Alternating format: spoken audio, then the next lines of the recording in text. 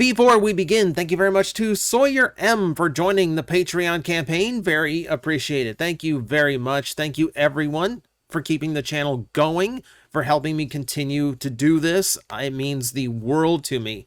I will go ahead and tell you without any kind of like, oh, well, I guess it had to end sometime. Like, I knew you couldn't keep it up forever. I'm just going to let you guys know that the shoutouts are just about done. I've only got one left after this. So you guys are the ones who started the shoutout streak. You're the ones who prevent me from using my normal intro. If you're still having fun with that and you want to continue making me say weird things at the start of these videos, or to just keep the support coming, I'm just giving you the heads up. I'm almost out. You do with that as you will. All up to you. So it is Here's 10 time once again. We have not done Here's 10 in a hot minute, which is weird because it's like one of the most easy formats on the internet to do. It's a top 10 list. But you'd be surprised how hard it is for me to like sit and think of like, what would be an interesting one? So let's just go ahead and we'll go with the old tried and true favorite, the best toys of a particular toy line. And this time, because we are somewhat kind of doing Prime episode reviews, I figure let's do Transformers Prime toys. So this is going to be a very biased list because Transformers Prime has some differences to it. First edition toys being far higher in budget, for instance. There's a lot more gimmicky stuff. The Cyberverse line itself, I'm going to try and keep to the mainline stuff. First edition will creep in. You just can't deny it. So with that, yeah, let's talk about the top 10 Transformers of Transformers Prime, as it is just my opinion.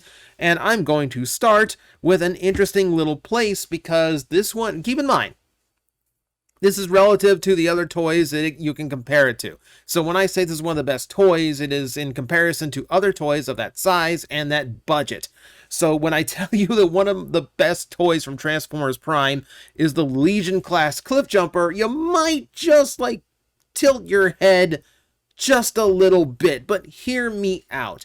Number one, really nice looking vehicle mode for the size class. They also didn't skip out on the windshields, which is nice. They usually do that at that size.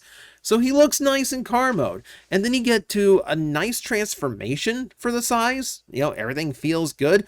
Oh, and then the robot mode. So Legion class toys, essentially, if you had never experienced, the little $5 ones were akin to like a Micromaster, just larger and better proportioned.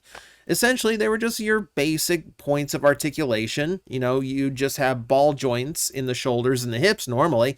Well, he has ball joints in the hips, in the shoulders, in the elbows, in the ankles, and then he also has hinges at the knees. This is a toy with 10 points of articulation, which almost rivals some of the main sized figures of the line, which is kind of incredible. So yeah, it does. I mean, toy-wise, I wouldn't put it up against, you know, any of the Primes or Bumblebees. But when you consider what it is and the price point, the size class, it is phenomenally impressive as a super tiny figure. So I'll give it all the credit it's worth. For my money, the best Legion class toy that they ever produced. But I understand that might not be entirely fair. So how about we throw in a first edition Cliffjumper to kind of make up for it? And if I'm going to pick any of them, it's going to be the rust in peace version of the toy. Number one, really good representation of something we hadn't seen in Transformers to that point, a proper zombie Transformer. And deco-wise, they did a good job making this guy look half dead. The extra purple deco gives it that like dark energon glow he needs. I love the idea that it comes with just a dark energon shard as an accessory and then another one that you can attach to the chest to make him look like he's like mid stab. It's a really dynamic figure when you tie everything together. And then of course there's the fact that it's in the first edition line, which really outdoes itself as far as build quality goes, articulation. It's a really nice set. Throw it all together with one of the most unique packagings, that of Cliffjumper's undead head, and you've got yourself a very one-of-a-kind package in the terms of Transformers. So what's not to like? It does a lot of things in a really cool way, and it still stands as one of the most unique pieces of Transformer toy you're going to encounter. There's a lot of toys on the Transformers Prime list that could have just fallen into here just because they are just really nice vehicle toys. You know, they're just a car that just happens to turn into a really nice robot. Wheeljack falls into that. Sergeant Cup and Rumble fall into that. But I wanted to do one that went a little bit of an extra mile. So for that, I have to look at Smokescreen from the Beast Hunters portion of the line. For starters, the fact that they made sure that all the Beast Hunter accessories, like mutation buildup that they have on that wave, was optional, is a huge thing. You can have him just looking like his original incarnation, or you can slap on all these extra parts and make him match the rest of the Prime Beast Hunters loadout. It's a really smart idea. It's a really smart idea. It makes everyone happy. And then there, of course, you know, the fact that it's just a really, really nice looking toy in both modes. Vehicle, super sleek, really nicely done paint job wise. And then the robot mode looking really nice and close to how he looked in the cartoon. I don't even mind the net launcher weapon. That's actually something of a unique accessory in and of itself. So, yeah, it's the best of both worlds. We had to wait a little bit longer than we would have liked to get a Smokescreen toy, but you know what? When we got one, we got a good one, and I can't really argue with that. Prime is a line that did its gimmicky stuff well. I love the idea of all the smaller size classes being devoted to a miniature version of the actual toy line, but that's just in one example. When they went large, they also did a really good job at their gimmicky figures. So let's look at my favorite Bumblebee from the line, which is actually the weaponizer version of the character. Now, these are larger gimmick toys. They don't have quite the articulation of the deluxes, but you get a huge toy that's a really good representation of the character and an actual fun gimmick. The flip out guns that spin, it looks really cool. It's kind of a dynamic gimmick as well. It's a fun gimmick, and guess what? On both him and Prime, it doesn't really interfere with the toy in any way, shape, or form.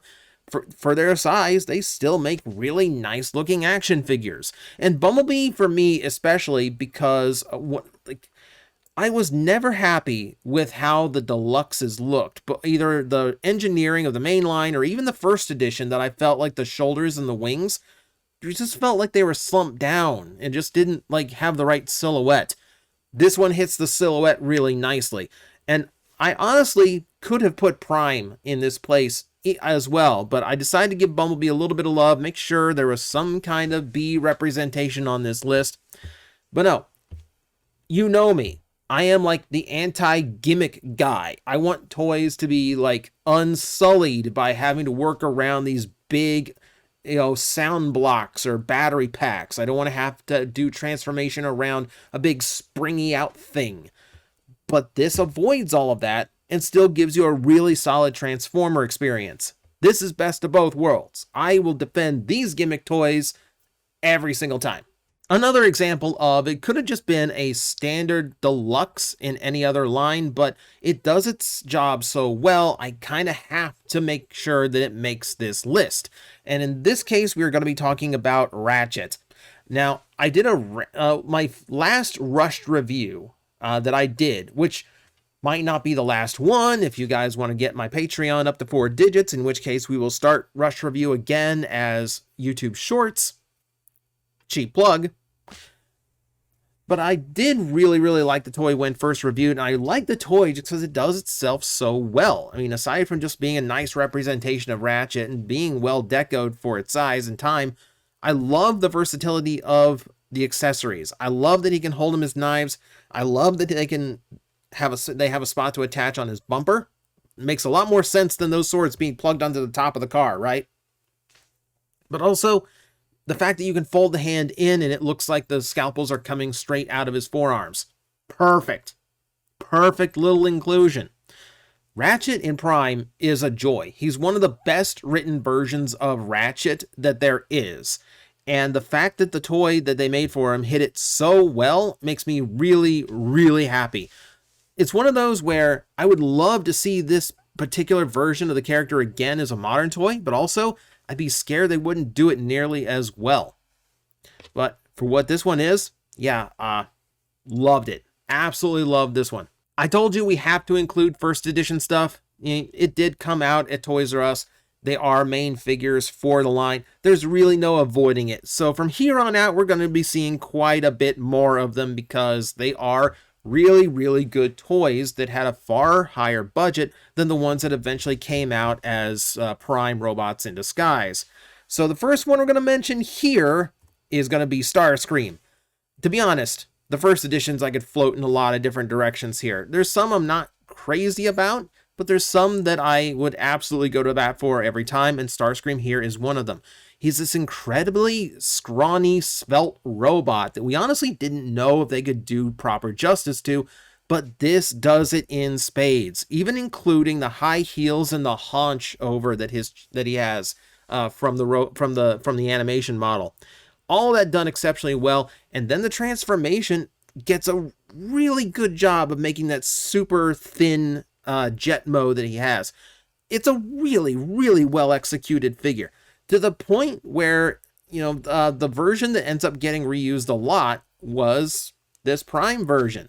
I will tell you, one of the best BotCon or Fun Pub toys in general that they released was the Slipstream done from this mold. I mean, it's absolute perfection is what it is. Yeah, this toy was amazing. And I'm kind of disappointed that like the Voyager and then eventually the Beast Hunter Deluxe really could not measure up to what this toy accomplished. But then again, when you do it that well, probably dooming all the future ones to failure. And not that they were bad, but they were not this toy. But he's not the only Decepticon jet that is worth of notice. And frankly, this one isn't technically a jet. It's a drone. We gotta talk about Soundwave. Now, again, this is where the RID version of Prime's toy line actually shows its merit. It actually could produce some exceptionally good toys. While a lot of them were hit pretty hard by the sudden budget change, some of them still managed to escape that, and I feel like Soundwave is one of the best examples. For starters, he's definitely a design we had worries about actually translating well to a toy, especially because he has these super thin wing arms. But they did a pretty good job of actually making it work as a physical toy. Attached to that, the fact that the drone mode looks really, really nice. The robot mode does capture his creepier appearance really well. And the fact that Laserbeak is still fully functional as part of the toy itself makes him all the better. He is an example of the fact that just because a toy line got its budget cut does not mean it can't produce really good toys. This is an exceptional example, and yeah, absolutely worthy. Soundwave was one of the most standout characters of Prime, so I'm really happy that his toy got so much love and so much good stuff happening to it. Definitely one of the best ones. That said, we have to go back to first edition to start talking about the absolute best. So there's no real surprise with the next two, at least. Actually, I don't think there's a surprise to any of the next three. When I tell, it's just a matter of preference at this point, what order they come in. So the first one, we're going to talk about Optimus Prime. The first edition one has no right to be as good as it is. Typically, when you're the first one out of the gate for a new line, you're not quite there. There's some engineering that has to be roughed out. There's a few extra takes that need to go through in order to actually really get this design perfected in our limitations. But in this case, no, they nailed it right off the bat. The toy looks so clean in robot mode, getting an aesthetic down solid that I did not think was doable in toy form as well as they did. It's a fun transformation too. Everything on this toy is rock solid, looks good, hits all the right notes. And to come up with such an awesome, roundish looking robot out of a square truck is extremely impressive. I will mention, this one would be bumped down a notch in the list if you had the second run that skipped some paint. But if you had the very first run of this toy with all of the paint intact, you got yourself one of the best Optimus Primes you could hope for. Yeah. Still one of the best. Really holds up really well. And then there is his Voyager counterpart, which means I've just taken all of the surprise about it. We shouldn't really dawdle on the number 2 on screen. Let's just go straight into Bulkhead. Bulkhead is Transformers magic, happening in physical plastic form right in front of you. This boxy truck, this big hunkin' off-road vehicle, turns into this balloon of a Transformer. You have to see it in person. You have got to see how he looks in vehicle mode in person, and then after he's transformed, in order to really appreciate just how much bigger he looks and how good the design was at ballooning itself out to fit Bulkhead's proportions. It's an incredible transformation scheme, an incredibly well done piece of engineering. Again, there's a version out there that has paint removed from the vehicle mode and it doesn't look as good.